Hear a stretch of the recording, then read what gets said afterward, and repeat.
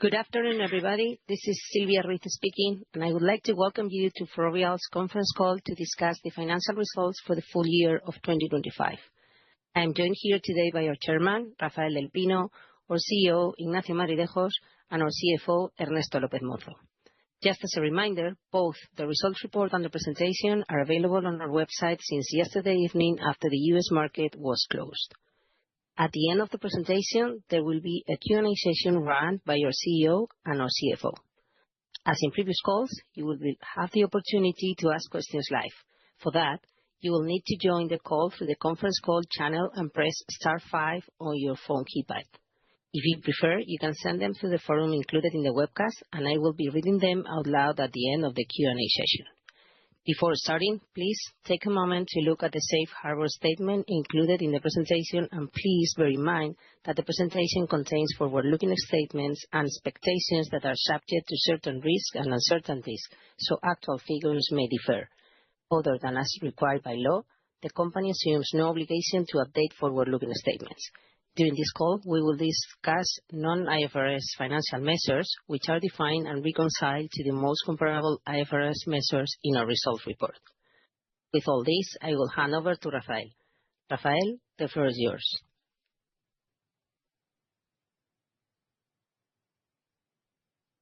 Thank you, Silvia, and good afternoon, everyone. Ferrovial delivered a robust performance across all business divisions in 2025. In highways, our North American assets continue to deliver outstanding revenue and EBITDA growth. In airports, we continue to make progress at New Terminal One at New York's JFK Airport, where our focus is now on operational readiness. And in construction, our lines of business achieved an outstanding performance. On the financial side, we closed the year with a solid cash position, with negative net debt excluding infra projects of 1.3 billion. This was supported by record dividends received from our infra assets that reached 968 million. In addition, we collected proceeds of 533 million from the sale of AGS and 539 million from the divestment of a 5% stake in Heathrow Airport. These cash flows were combined with investments for growth that included the acquisition of an additional 5% stake in 407 ETR for 1.3 billion, as well as 236 million of equity injections in NTO. At the same time, we returned to shareholders 156 million in cash and repurchased shares totaling 501 million. We also achieved significant milestones in 2025. We were shortlisted for the bidding of the I-285 East Express lanes in Georgia and the I-24 Southeast Choice lanes in Tennessee, both of which are expected to be awarded this year. And in February 2026, Ferrovial's consortium was shortlisted for the I-77 South Express lanes project. Following our U.S. listing in 2024, Ferrovial joined the Nasdaq 100 index in December, a key milestone that reflects our growing presence in the North American market and the confidence investors place in our long-term strategy. In the following slide, we review some of the key figures for the year. Revenue reached 9.6 billion, up 8.6% year-over-year on a like-for-like basis, driven mainly by higher revenues in highways and construction. Adjusted EBITDA stood at 1.5 billion, representing a 12.2% year-over-year increase on a like-for-like basis, supported by the growing contribution from our portfolio of managed lanes in the U.S. and a very solid year in our construction business. The construction order book reached a new all-time high of 17.4 billion, with almost 50% coming from North America. Dividends from projects reached a record 968 million, showing a 2.2% increase year-over-year, led by contributions from managed lanes and 407 ETR. As mentioned before, a solid cash position with negative net debt ex-infra projects reached 1.3 billion. And finally, total shareholder return in 2025 reached an outstanding 38.6%. I will now hand it over to Ignacio, who will review Ferrovial's performance in 2025 by business division. Ignacio, the floor is yours. Thank you, Rafael, and hello, everyone.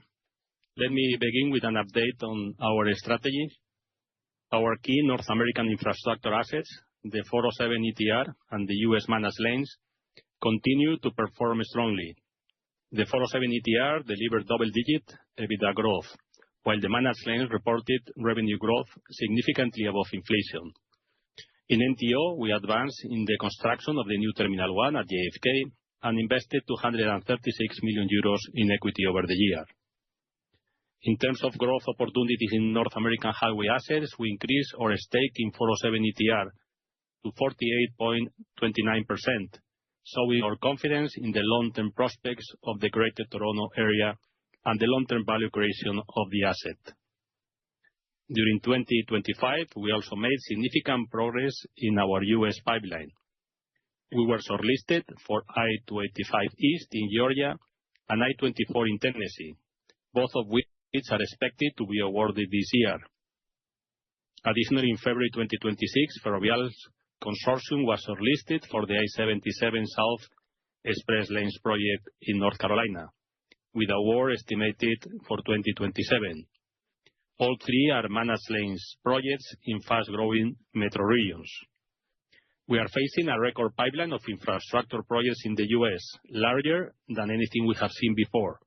As cities continue to expand and congestion intensifies, managed express lanes and toll-based systems have proven to be reliable and highly efficient solutions. Beyond highways, we continue to monitor opportunities across other infrastructure segments, including airports like NTO, with capacity expansion needs, greenfield data centers, and energy infrastructure projects. Recent examples include the development of solar photovoltaic projects in Texas and the acquisition of land plots for data center development in Spain and Poland. We remain selective when pursuing only those opportunities where our capabilities provide a clear competitive advantage and the risk-return profile aligns with our strategic priorities. Our capital rotation strategy, focused on mature assets, continues to provide flexibility to reinvest in the most attractive opportunities. Our divestments in Hydro and AGS in 2025 are good examples of this. This growth strategy will be funded by solid cash flow expected from our current portfolio in the following years, while we continue to maintain our financial discipline with a focus on delivering value creation for our shareholders. Turning to highways, 2025 was another outstanding year for the business division, especially in North America. Highways revenue grew 13.7% like-for-like in the year, while adjusted EBITDA was up 12.2%, driven by a strong double-digit growth from our U.S. assets. In the fourth quarter, the adjusted EBITDA declined by 2.9% compared to previous year, impacted by foreign exchange and higher bidding costs. U.S. highways revenue grew 14.2% in like-for-like terms in 2025 compared to previous year, and adjusted EBITDA increased by 12.4% versus 2024. Dividends from our North American highways total 855 million euros in 2025, reflecting the strong growth and cash generation of these concessions. The figure is slightly below the 860 million euros in 2024, but remember that 2024 includes the first dividend from I-77 after 5 years of operation, which was an extraordinary amount of 205 million euros. Turning to the 407 ETR, the asset delivered an outstanding performance in 2025. Traffic increased by 6.1% in 2025. This growth reflects the success of targeted rush hour driving offers, as well as the increase in mobility from return to office mandates, partially offset by unfavorable winter weather in 2025.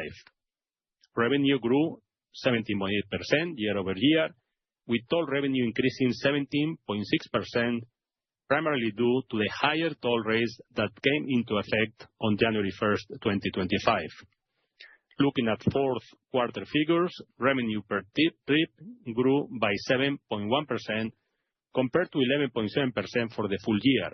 This last quarter's performance was mainly due to seasonality and a softer contribution from heavy vehicles, which pay higher toll rates. In terms of EBITDA, it grew 14.2%, impacted by the Schedule 22 expense provision that was 14.9 million Canadian dollars in 2025, along with an extraordinary higher provision for lifetime expected credit losses. Looking at promotions, they work very well in incentivizing more efficient use of the road throughout 2025. These targeted offers continue to provide us valuable insights into customer behavior. We expect our focus on demand segmentation to continue enhancing value for users and maximizing EBITDA growth. Regarding dividends, in 2025, the 407 ETR distributed a total of 1.5 billion Canadian dollars.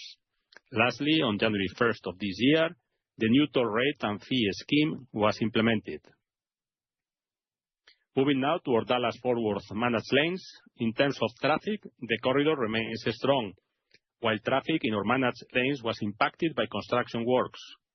In terms of operating results, the three projects posted solid growth versus last year, both in terms of revenue and EBITDA, despite the increase in revenue share. Remember that revenue sharing is a consequence of the overperformance of the assets. At NTE, traffic declined 4.7% compared to 2024 due to the ongoing impact from capacity improvement construction works. These works are expected to be completed by year-end, except for two additional ramps that began construction last year. Despite lower traffic, revenue increased by 8.1% in 2025, and adjusted EBITDA grew by 5.5% year-over-year, including $8.1 million of revenue share in 2025. At LBJ, traffic was flat in 2025, despite the impact of construction works affecting nearby connecting highways. In the fourth quarter, traffic performance was affected by changes in the staging of adjacent projects. Revenue grew 8.6% in the year, while adjusted EBITDA grew 9.2% versus 2024. At NTE 35 West, traffic increased by 2.9% in 2025, reflecting solid demand across the corridor. When looking into the fourth quarter performance, the traffic was down by 0.4%, impacted by bottlenecks at managed lane access/exit points and the finalization of capacity restriction linked to construction works on competing nearby Road 121.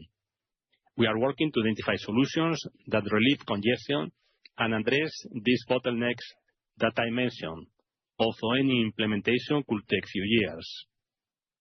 On the financial side, revenue grew a robust 14.7% year-on-year, and adjusted EBITDA rose 10.6% for the year and included $26.4 million of revenue share.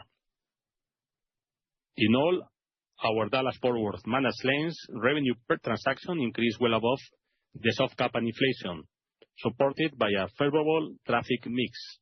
NTE and 35 West also benefited from a higher number of mandatory mode events. This soft cap was updated for 2026, increasing by 2.7%.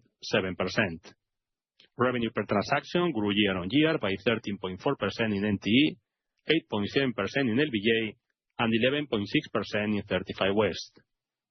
Following this robust operating performance, all three Dallas-Fort Worth managed lanes delivered higher year-on-year dividend distributions. NTE reached $216 million, LBJ $123 million, and NTE 35 West $215 million. Moving now to I-66, traffic increased by 7.4% in the year, supported by a strong corridor growth that benefited from greater enforcement of return to the office policies, despite worse weather conditions and the federal government shutdown in the last months of the year. Revenue per transaction grew by a healthy 13.3% in 2025.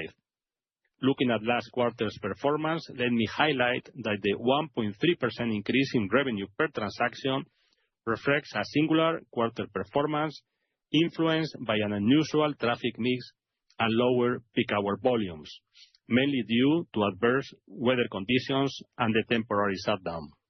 We remain confident on the asset and expect future toll rates to grow above inflation based on the value for users linked to how congestion evolves in the area.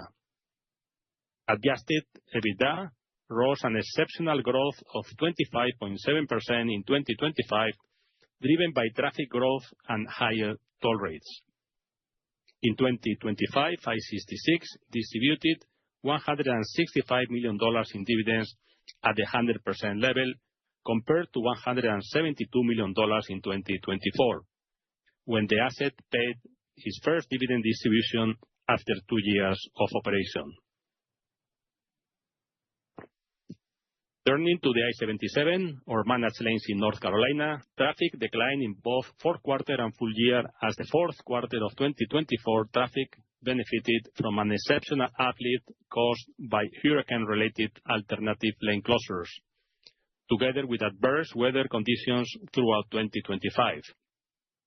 I-77 delivered a very strong revenue per transaction growth, up 24.7% year-on-year. The adjusted EBITDA grew by 16.5% in 2025, including $21 million of revenue share in 2025. I-77 distributed $52 million in dividends at the 100% level, compared to $307 million in 2024, which was the first dividend distribution of the asset after 5 years of operation. Our North American toll road assets are located in some of the top-performing regions in North America, consistently growing above the national average. Starting with Toronto, short-term economic growth may be modest given the geopolitical environment, but the long-term prospects remain solid. The Greater Toronto Area population is expected to expand 22% by 2051, and Toronto is forecast to deliver higher 5-year GDP growth than both Ontario and Canada. Moving now to Dallas-Fort Worth, the region continues to show very strong economic and demographic momentum. By 2050, Dallas-Fort Worth is projected to surpass Chicago and become the third largest metropolitan area in the U.S. with more than 12 million of population. The region benefits from a very diversified economy, and it remains one of the most attractive destinations for both corporate and families relocating within the U.S. Over the next 5 years, its GDP growth is projected to exceed the U.S. average. In Northern Virginia, the area stands out for having high household incomes. The Washington metro area has a higher proportion of households earnings above $100,000 than the U.S. average. Over the next 5 years, the median household income is forecast to rise by 3.2% in Washington metro area. Lastly, Charlotte remains one of the fastest growing metro areas in the southeastern United States. In 2025, it recorded the highest job growth rate among the top 50 metros, at 2.3% versus a national average of 0.9%. Looking ahead, the region's population is projected to increase by more than 50% by 2050, led by Mecklenburg County, where the I-77 corridor is located. Turning to our business in India, in 2025, IRB reported decreasing revenues, showing lower construction activity following the completion of several projects, as well as the one-off positive impact from a claim recorded in 2024. IRB Private InvIT continued to deliver solid performance, with a year-on-year growth in revenues and EBITDA. At the same time, the private InvIT advanced in its capital recycling strategy through the sale of 3 assets to the public InvIT, enhancing portfolio optimization. During the year, IRB private InvIT was awarded 2 new TOT concessions, reinforcing the company's leadership in India's toll road monetization program. Looking ahead, India remains an attractive market, supported by a strong GDP and a significant funding gap in transport infrastructure. In 2025, India's GDP grew by 7.7% year-on-year, despite ongoing macroeconomic headwinds. Moving on to airports and new Terminal 1 project at JFK Airport, we continue making steady progress towards operational readiness. The project keeps progressing, facing a crucial year. In terms of schedule, the contractor has communicated an updated target completion date for the first phase of construction of fall 2026. The project reached 82% construction progress as of the end of the year. We have secured commitments from 25 airlines, including 16 executed agreements and 9 letters of intent. As a reminder from previous quarters, we achieved an important milestone in July, completing the refinancing of Phase A through the issuance of a $1.4 billion long-term bond. Turning to our airport in Turkey, Dalaman delivered a steady performance despite macroeconomic headwinds and geopolitical challenges that significantly affected international traffic. In 2025, passenger numbers declined by 1.1%, yet revenue grew 3.6%, driven by better non-aero performance. Adjusted EBITDA increased 2.5%, supported by a strong commercial performance. Ferrovial received 7 million euros in dividends from Dalaman in 2025. Let's now turn to construction. The division posted an outstanding year, delivering a strong growth and solid profitability across all business units. Revenue reached 7.7 billion euros, up 7.5% in like-for-like terms compared to 2024. Adjusted EBITDA was 511 million euros, up 19.9%, and adjusted EBIT total 352 million euros, increasing by 24.2% like-for-like. The division delivered a 4.6% adjusted EBIT margin in 2025, above our long-term strategic target. The business performed well across all divisions. Budimex delivered a standard 9.2% adjusted EBIT margin, with improvements across all segments and benefiting in fourth quarter from one-off change orders and higher contribution from late-stage contracts with risk already fully mitigated. Weber reached a 3.2% adjusted EBIT margin.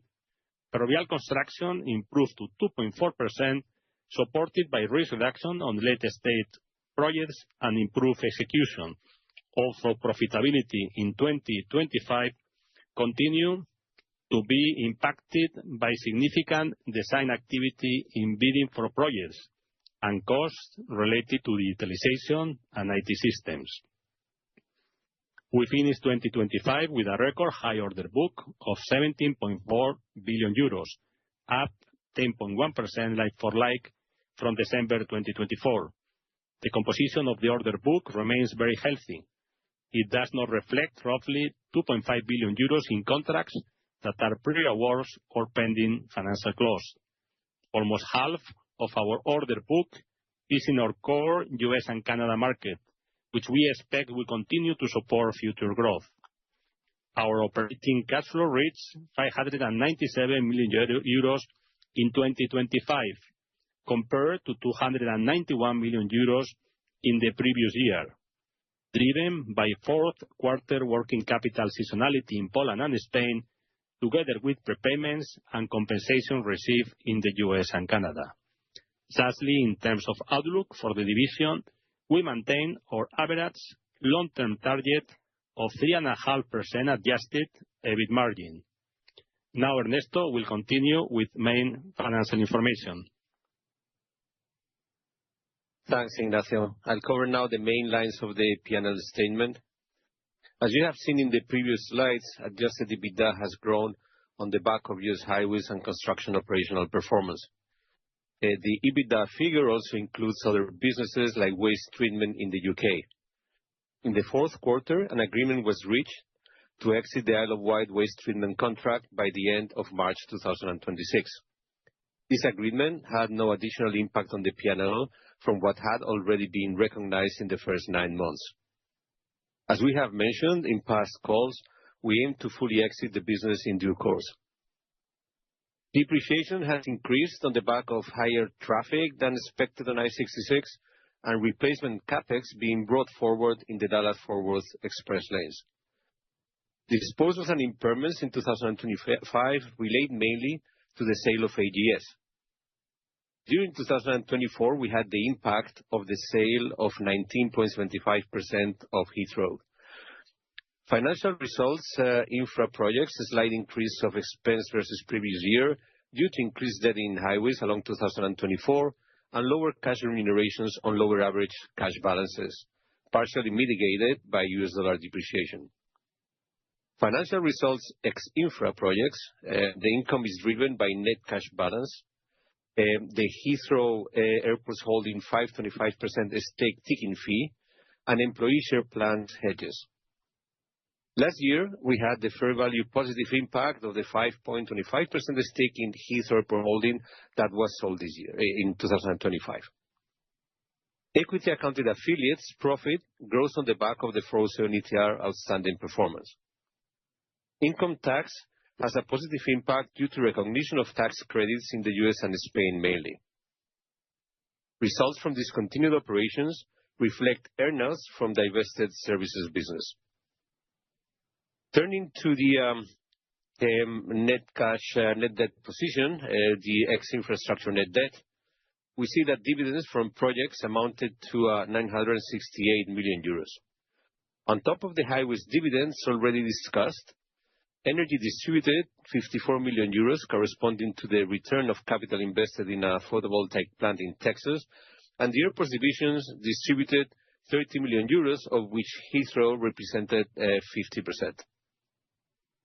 Construction operating cash flow as tax payments ex-dividend reached 596 million euros, driven by the fourth quarter working capital in Poland and Spain, and further enhanced by prepayments and compensations received in the US and Canada, as Ignacio just discussed. Tax payments reached euro 100 million, including euro 47 million of corporate income tax in Budimex. Investments totaled 1,170 million, mainly due to the additional 5.06% stake acquired in the 407 ETR for a price of roughly 1.3 billion euros. And also the 236 million euro of equity invested in NTO.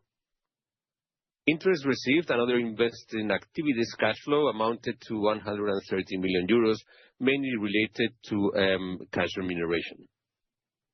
Divestments reached 1,158 million euros, largely driven by the divestment of Heathrow, 539 million euros, and the divestment of AGS, 533 million euros. Cash dividend and treasury share buybacks purchases at 657 million euros in 2025 includes 156 million euros from cash dividends and 501 million of share buybacks.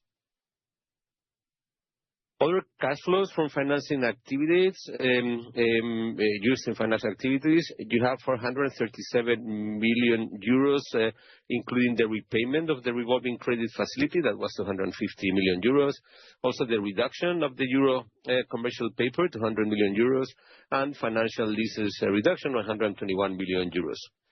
Also, we include here the dividend to minorities, that is 77 million euros, and interest payments, 64 million euros. All this is partially offset by the issuance of a non-dilutive convertible bond that is registered here at 350 million euros. We also have the effect of the exchange rate on cash and cash equivalents, reduction 91 million euros, mainly from the US dollar depreciation. But we don't include here in this net cash position the mark-to-market of FX hedges. As of December 2025, we had notional foreign exchange hedges of 2.847 billion dollars in US dollars and 538 million Canadian dollars. The corresponding mark-to-market of these hedges was 147 million euros, as I mentioned, not included in the net cash position. Moving to the slide of dividend proposal. This year we shall propose 1 billion euros in dividends. We can consider this is a 400 million top-up of what would be a comparable dividend to past years of 600 million euros. With this, the aggregate dividends for the period 2024 through 2026 would total 2.2 billion, following market standards where dividends are based on the share price at the time of delivery to shareholders. Usually we're looking to break it down probably into dividends along the year. And now let me hand it over to Ignacio for the closing remarks.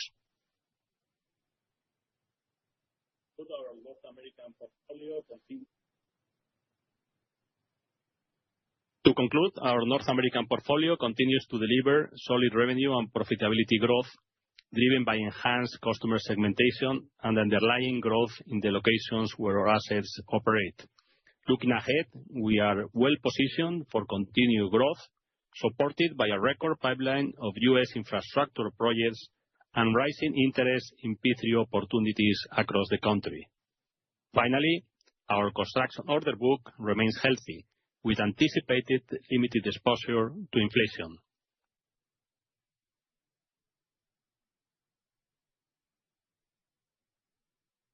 Thank you very much, all of you. And let's start with the Q&A session. So, operator, please go ahead. Ladies and gentlemen, we'll now begin the Q&A session. If you'd like to ask a question, please press star 5 on your telephone keypad. If you change your mind, please press star 5 again. Please ensure that your device is unmuted locally before proceeding with your question. Our first question comes from Cristian Nedelcu from UBS. Your line is now open. Hi, thank you very much for taking my questions. The first one on the ETR, the Q4 revenue per transaction up 6%, you mentioned due to some weakness in heavy vehicles. Can you elaborate on this, and is this spilling over into 2026, this headwind? The second one, you had the new pricing in place for the ETR 407 from January.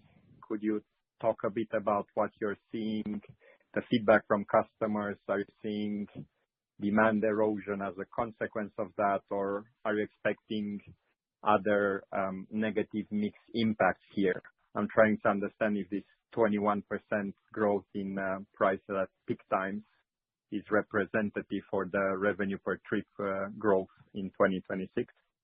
And the last one, if I may, N35 West, during your remarks, you mentioned about the volume weakness in Q4, also due to some bottlenecks, and it sounded that you expect this to spill over into 2026.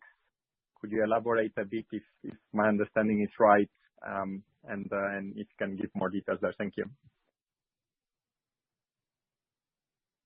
Thank you for the questions. I will start with the 407 ETR, the revenue per transaction, in the fourth quarter of the year, that was lower than the previous quarter. You have to consider that it's something that happens, usually the fourth quarter compared to the third. That is some seasonality, and in this case, probably more even because of weather, that affected. And usually what happens is that during the summer you will have longer trips in the corridor, and also more type of users that don't have transponders, and they have a charge because in the video it's not that we have.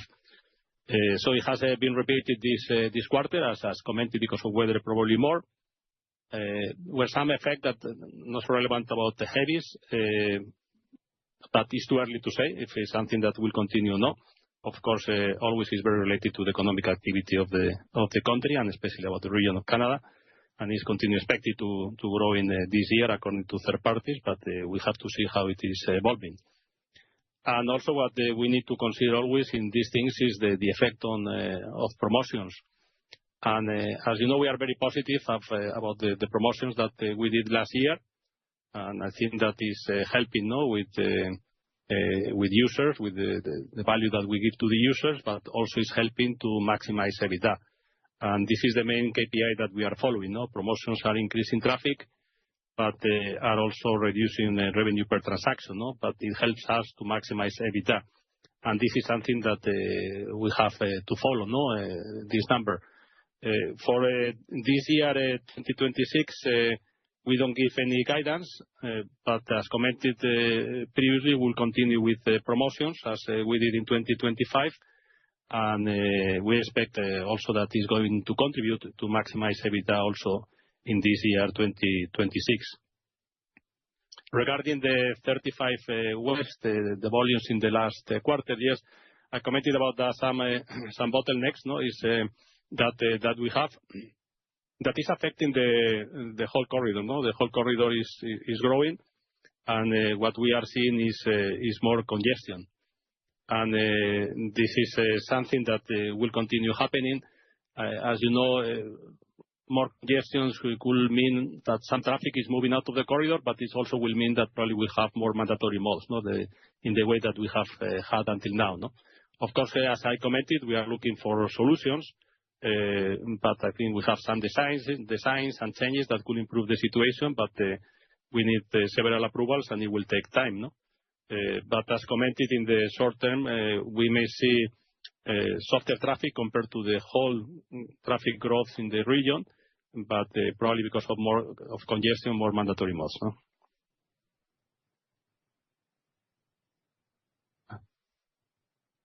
Thank you.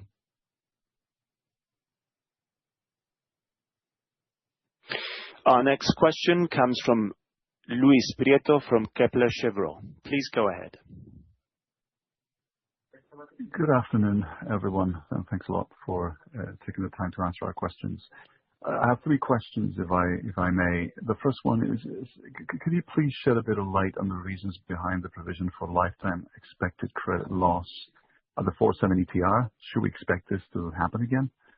The second one is that although you have reiterated your long-term EBIT margin outlook in construction in one of your slides, wouldn't Q4 margins suggest that there is upside risk to this figure at least over the coming year?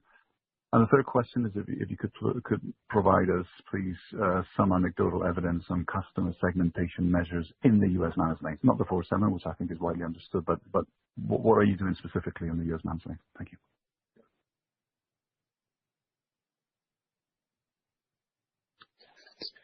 Thank you, Luis. About this provision for credit loss.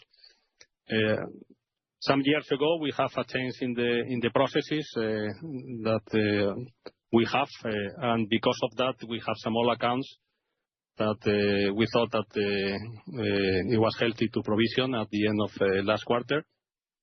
And the new collections, after this change of process that we are seeing right now, are back to what they were before this change of process. So it's back to normal, to what it was before. In terms of EBIT, the only guidance that we give is that long-term average EBIT is 3.5% for construction. So sometimes will be above, other times will be below. As you know, this is a cyclical business. And this is the only guidance that we are giving. So we mentioned several times that we have a healthy backlog today. But the only guidance that we are giving is about this 3.5% EBIT margin in the long term. And also regarding the fourth quarter, there were some one-offs that were exceptional and related to some change orders that we have in certain countries. And the last one about the customer segmentation in the US, yes, of course, something that we are looking at and we are analyzing. However, it's too early and more difficult than in the 407. And it is because we are not doing the collections in the case of the US managed lanes, and it's more difficult to reach customers. But of course, it's something that we are analyzing and seeing if we can create value, also maximizing EBITDA with promotions in the future, but it will take longer. Super clear. Thank you. Our next question comes from Graham Hunt from Jefferies. Please go ahead. Yeah, thanks very much for the questions. I'll ask two, if that's okay. Firstly, we read a lot at the moment about the impacts of AI, and both in terms of pressure on white-collar industries, but also technologies which I think are relevant to your portfolio, like increased presence of autonomous vehicles. So just wanted your thoughts on how you're thinking about these potential threats or developments with respect to Ferrovial's discretionary lane assets. And is it coming into your thinking as you prepare for bids on the upcoming projects, which you highlight are in the pipeline?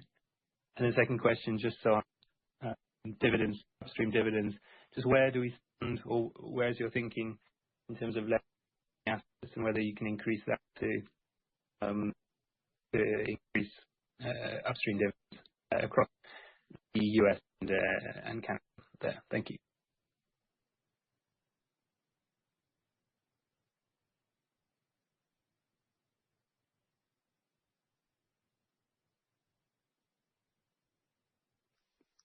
Thank you, Ram. I will take the first one and Ernesto the second. We could not hear you very well, the second question, but I will try to answer. Regarding AI and autonomous vehicles, we have followed some research done by third parties about what will be the implications of especially autonomous vehicles, because AI is a little bit more difficult and probably new. But in the case of autonomous vehicles, main conclusion is that at least in the short term, what we see is more traffic. So it will be probably autonomous cars moving more than the cars today, and so will be more traffic and congestion. And especially that will create more congestion when they are running at the same time with cars driving by human beings. So I think that short term we see that as a positive thing. The implication of AI is a little bit more difficult, and I think there are different versions. If they will maintain the employment by the people doing different things, or there will be a reduction of in general white collars. Of course, some cities will be stronger depending on the type of workers that they have and the type of industries and the type of things that they do. And as long as we can have some information about this and we can incorporate in the models, we'll do. But so far, there are more research about autonomous vehicle and less about artificial intelligence. But as long as we get more information, of course, we'll incorporate in our models and, of course, in the bidding process. Yeah, thanks, Graham. If I listen well, the question was regarding the possibility of helping uplift dividends from our projects like the 407 and managed lanes with some additional leverage. Yeah, this is a question we get recurrently asked. I mean, clearly the 407 is with very comfortable ratios, so we could be seeing some uplift there. Don't expect like a big bank, but yeah, I mean, there could be a improvement in dividends just because there's ample capacity there. Regarding the managed lanes, you know that always the optimal in terms of relevering is comparing with the business plan that was submitted. So we could have not in the near term, but not too far away, some additional leverage on the I-66. Those are the main ones, 407 and I-66. We could have some angle in others, but we will update in due course the market. So yeah, the summary is that yes, we have some headroom there. Super clear. Thank you. Thank you. Our next question comes from Ruairi Cullinane from RBC Capital Markets. Please go ahead. Yes, thank you. Please, could you provide some commentary on pricing on the I-66 and I-77 at the start of the year? Would it be reasonable to assume another year of double-digit pricing increases in terms of revenue transaction growth on these assets? Secondly, yeah, it's a strong Q4 across all construction businesses. And I was wondering what drove the more than doubling of EBITDA in Ferrovial construction. And then finally, on the Schedule 22 provision, seems like there are a few sort of moving parts that could drive that this year. On the one hand, higher tolls, but also perhaps more rush hour traffic and further targeted promotions. Would you be willing to say if overall we could expect a decrease in Schedule 22 payments? Thank you.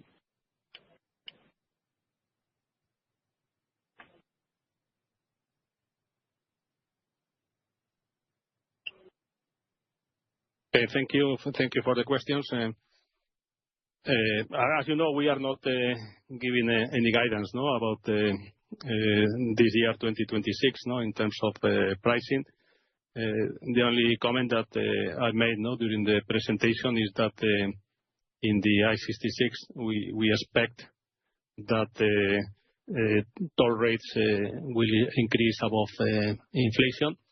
And the only comment is that, as you know, this is toll rates are increasing based on the value to users, and it is very related to congestion and increase of population and economic activity. And as long as that is happening and there is value for users, we'll try to capture, and especially I-66 and I-77, that we have freedom to set toll rates. But as commented, we are not giving any guidance. In the case of the construction business, the margin for the year was 4.6% EBIT margin. And I commented that especially in the fourth quarter, we have some positive developments in some markets with the change orders, or also some projects that were at the later stages that the risk are eliminated. So there were some favorable positive things that happened at the end of the fourth quarter, but we are not giving any guidance of following years or what is going to happen next.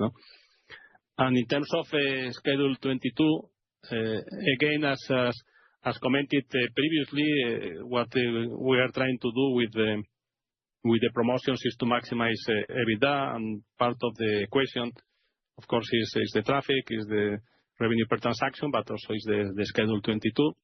And we consider the three things whenever we define what is the toll rate increase for the next year and the promotions that we are launching during the year. And as you know, we have different sectors, and in some sectors it makes sense to increase promotions, in others less, and depending on that, we can pay Schedule 22 depending on the traffic or not. So the objective is not that to be a number that is zero, but to maximize EBITDA, and we consider all things together to take the best decisions in order to maximize EBITDA. That is the main KPI that we need to follow in the 407 ETR. Thank you. Our next question comes from Elodie Rall from JP Morgan. Please go ahead. Hi, thanks for taking my questions. Just to come back to the 407, I was wondering if there has been any pushback politically or in the press to the tariff increase that you have announced for 26. And also, I know we've talked a bit on that, but in terms of promotions for 26, should we expect a similar impact to 25, or will you increase the intensity there? And then with regard to the NTO, so you said the opening now is pushed to the fall. Realistically, when should we start to expect any impact to numbers? And when will we get a bit more visibility on the financials there?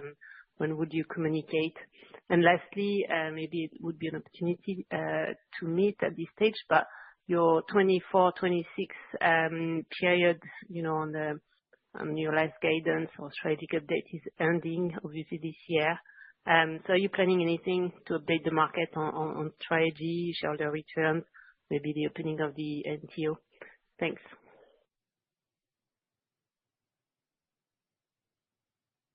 Thank you, Elodie. About the 407, no, about the new toll rate announcement. I think that we have to see this about the toll rates in combination with the promotions, no, because I think that many users in the Toronto area are benefiting, no, from some of the promotions that we are doing, and we have to see all in combination. And I'm not aware, no, about any relevant pushback, no, to the toll rate increase and to the promotions that we are doing. What we are doing or plan to do during this year 2026, the focus will continue to be similar to previous year on peak hour, as it was the case last year. But also we'll try to segment more and more, no, looking for better understanding of the customer behavior and how we can contribute to value to them and also to us to maximize. But about that, we need to learn, no? So it will be step by step, and we'll try to do some promotions on some activity to learn, but most of it, the bulk, will be similar to previous year regarding peak hour. But as commented, we'll do other things to see how we can increase value to users and maximize EBITDA.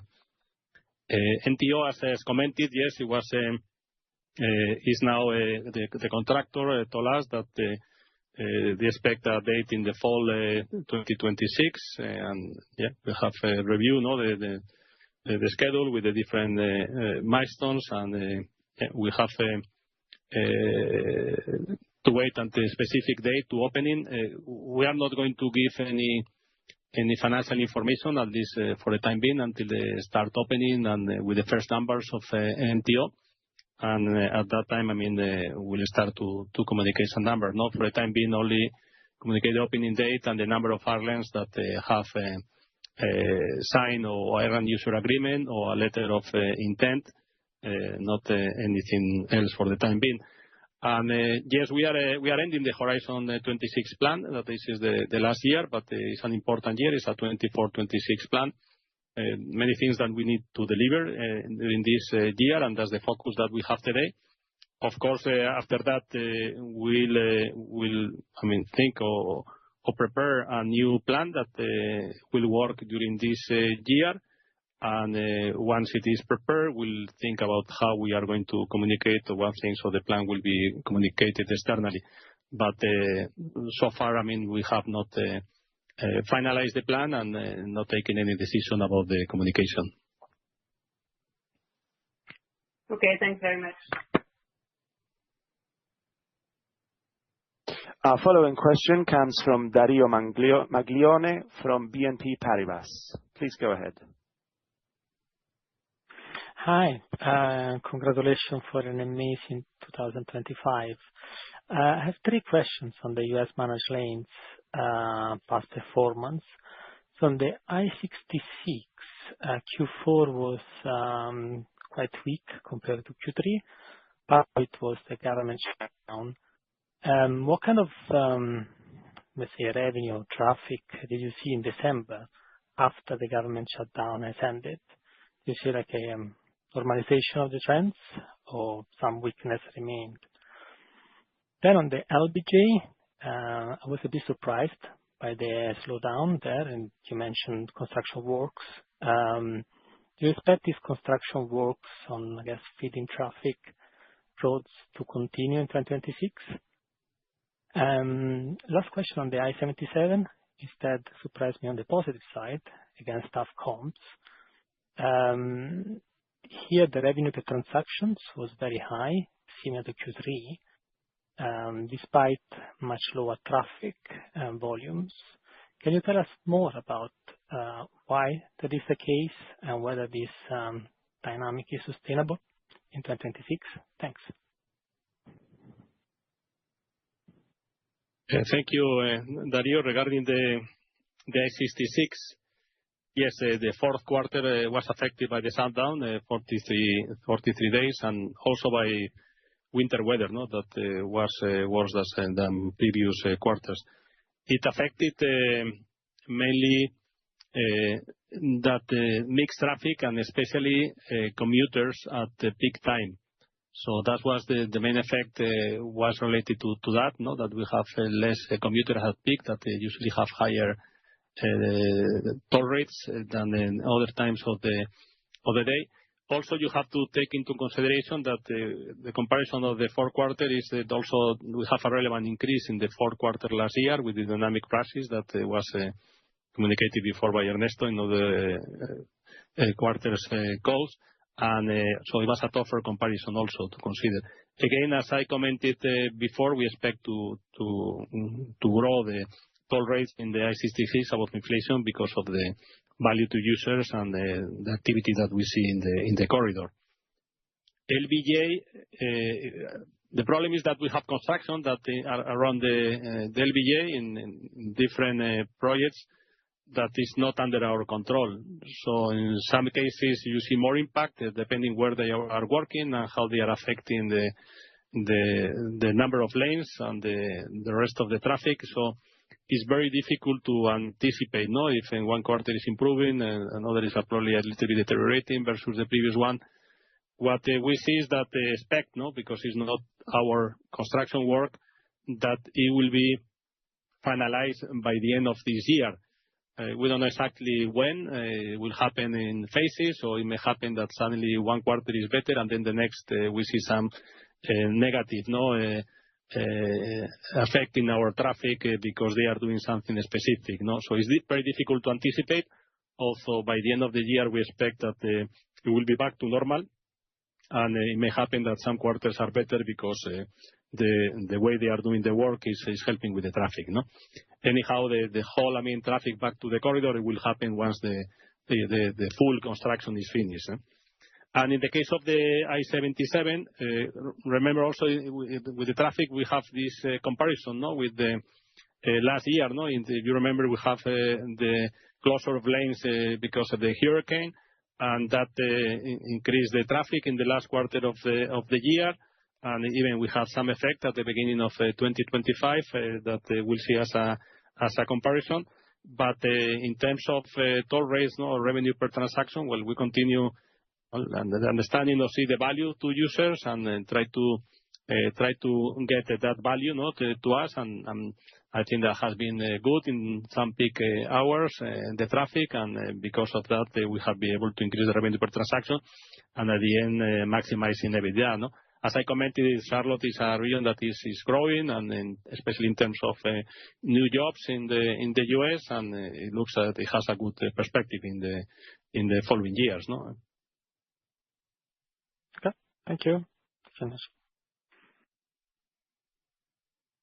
Our next question comes from Marcin Wojtal from Bank of America. Please go ahead. Oh, yes. Hello. I have a couple of questions. Firstly, just a follow-up on the NTO project, which is delayed to fall 2026. Is there any increase in the cost of the project for you? Is there any extra equity that you need to contribute? And is there any impact on your equity IRR due to the delay of that project? Question number two, if we could just perhaps go back to the 407 ETR dividend increase, which was very significant, 36%, I believe, in 2025. Could you just remind us, how do you think about the dividend policy of that asset? And do you still consider the 407 ETR to be under-levered as it is today? And maybe if I can squeeze in one more, regarding your US listing, that is a recurrent question, but are you considering any further steps on the journey to become more of a US company, perhaps a switch to US GAAP accounting or any other steps that you are considering? Thank you. Yeah, thank you, Marcin. I will take the first one, and Ernesto will take the last two questions that you are asking. Regarding the cost, the project is substantially close to the budget numbers at this point in time. Our expectations is the deviation will not be material, and it will depend on how successful are certain claims presented by the contractor. And as of today, we don't expect any additional equity funding for phase A. The delay that we are seeing today is minor. It's a few months, so It's not affecting us, the IRR, no? It's a minimum thing that will not have any effect of the total project, no? But the negative effect that we have in this period of time is related to the revenues, no, that we are not collecting, no? But no more than that, but the impact is minimal. Okay. Well, regarding the capital structure of the 407, I mean, really the leverage should reflect the solid financial performance, right? And with the performance it has, it keeps getting headroom in ratings, and it doesn't make sense, right? The capital structure should be adequate to the current ratings, right? Not get, let's say, an upgrade, right? So yeah, that would follow that opportunity, as I mentioned in another question that was regarding the dividends for the 407. Regarding the U.S. listing, if we are looking to do U.S. GAAP or not, the market is not asking for that. Now, of course, we've analyzed that. It could make sense going forward, and we have done our analysis to try and get ready. But I mean, there's no current demand for that at the moment. So no, not in the short term. No, we won't be doing U.S. GAAP.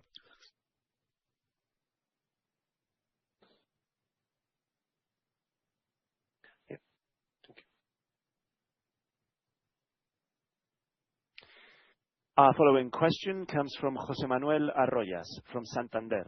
Please go ahead. Thank you. I have just one question. It's about the revenue sharing payments in the Q4, particularly at NTE and I-77. I found them a little bit above average, and I think they ended above the annual budget for both highways. Was there anything different in the Q4, or was it just a recalculation for some particular reason of the annual provision?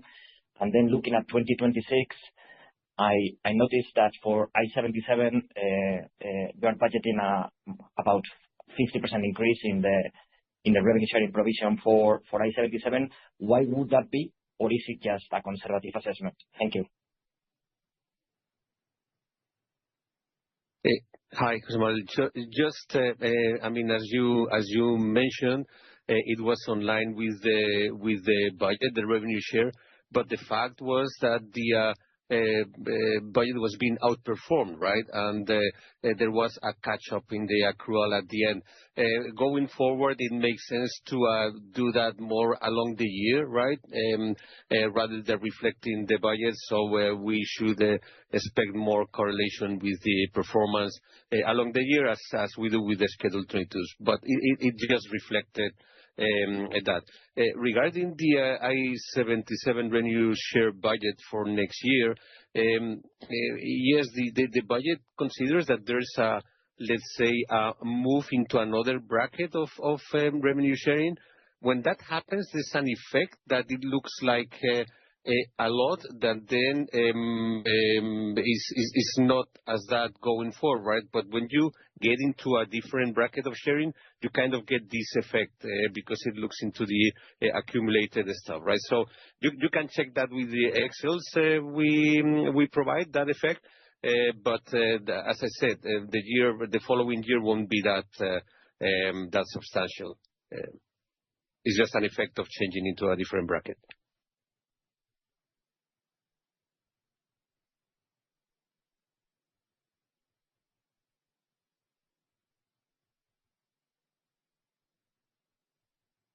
And our last question comes from Cristian Nedelcu from UBS. Please go ahead. Thank you very much. Could I please check the 407 loyalty plan that you talk about? Could you give us a bit more details? Does it mean more? Is the purpose to get more traffic, but you could give more discounts, or how do you think about it? And can I also ask on the NTE that you mentioned the construction works will end at the end of 2026. How should we think once that happens? How should we think at traffic accelerating versus less mandatory modes? So net, you expect revenue still grow once construction ends? And the last one, There's a bunch of tenders for express lanes in the U.S. You made the proposals for the Washington airport. There's a lot of capex there on the midterm and long term, and even if you take a 35-40% equity of that capex, you're talking about very large amounts. So conceptually, can you tell us a bit, how do you think about firepower? There are all these projects, but I guess there is a limit at some point. You cannot do all of them. Could you elaborate a little bit how you think about this? Thank you.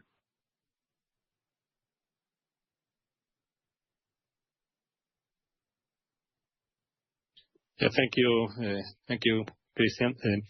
About this loyalty plan, as commented, we'll continue with promotions in 2026. It was very positive from our perspective in 2025, helping us to maximize EBITDA, and we'll continue to do that this year. Again, the bulk of most of the promotions will be at peak hours, similar to what we did in 2025. Of course, with the learnings that we had last year, we continue improving and trying to get more value to user, but also maximizing EBITDA to us. One of the things that we'll try is a loyalty program, but it's something that we'll see how it works. And similar, what we'll try to do is try to get some additional segmentation and learning and seeing how the users see the value, and based on that, we can do more segmented type of offers in the future. But again, bulk will be portions will be very similar to what we did last year, but with the learnings that we had, because this is just the second year. We are continuing learning, and of course, this is alone. During many years, we'll see more and more segmentation, more value to users, and maximizing EBITDA for us. In the terms of NTE, yes, the construction will end by the end of this year. And what we'll see at that point of time is our expectation is directionally is that more traffic will come back to the corridor. As you know, what happens when you have a construction and they see some congestion, then some of the traffic takes a different route that probably for them is shorter, and some of the trips that we used to have, well, they disappear. Once the situation is back to normal, then we'll start to see more traffic. It will take some time. Will ramp up. That they learn that probably they have savings taking this corridor versus the alternative that they are taking today. So we'll see more traffic, but also at the same time, with this more traffic at the end of the construction, we'll see less congestion, because at the end we are adding one new managed lanes in one sector and one additional general purpose lanes in other sector. So there is more capacity in the corridor. It will bring more traffic, less congestion, and probably less mandatory modes. We are not giving any guidelines about what effect that could have in revenues, and well, you have to wait to see the numbers, how is the effect in the NTE in the future. And yes, regarding the opportunities, as commented, we see quite unique pipeline of opportunities in the US. Nothing that we have seen before. It's not, as you know, we are bidding to managed lanes this year. There is 77 South next year. We see other managed lanes that will come very soon, hopefully in Atlanta and Charlotte and Nashville, and others that we are working and we are in the pipeline. As you know, we want also to expand airports in the US, something similar to NTO. There may be other opportunities. So it's quite unique in terms of pipeline of opportunities. And but at the same time, we are not expecting to win all of them. As you know, we are very disciplined from a financial point of view, and for us, it's not only growing, it's creating value while growing. But the firepower, maybe Ernesto can comment more about that. Yeah, thanks, Ignacio. Well, as we presented the Capital Markets Day, and we tend to answer this, we usually don't have leverage at the ex-infrastructure project level, but with good opportunities to grow, we could go to the leverage headroom that the BBB rating allows. We don't comment what are the ratios that rating agencies have. As a proxy, we have our internal 2x net debt to EBITDA, and EBITDA is composed of dividends we get from projects that have substantial potential, and also the EBITDA from other businesses like construction. So that is the kind of proxy we use, and we could use that leverage for firepower.